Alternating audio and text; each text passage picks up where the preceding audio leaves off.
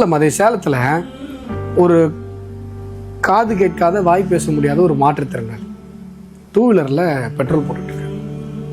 பின்னாடி திமுக கொடி கட்டின ஒரு கார் வந்து ஹார்ன் அடி.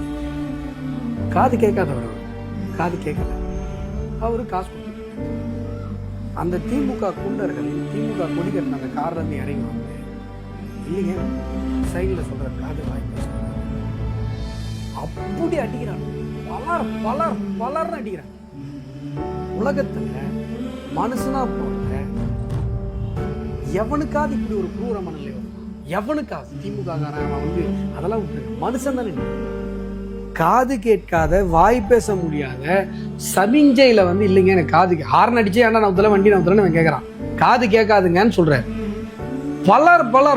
பலர்னு அடிச்சு அவர் தரல தள்ளி விட்டு அந்த மிதிக்கிறார்.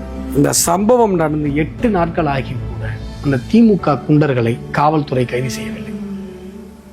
அந்த மாற்றுத்திறனாளியுடைய உறவினர்கள் தேசிய கொடியோட போய் ஸ்டேஷன்ல போய் தர்ணா பண்றாங்க. அவங்கள அடிச்சு தோத்துறாங்க. போகலாம். இந்த ஆட்சி நீடிக்கலாமா, நீடிக்க விடலாமா சொல்லுங்க.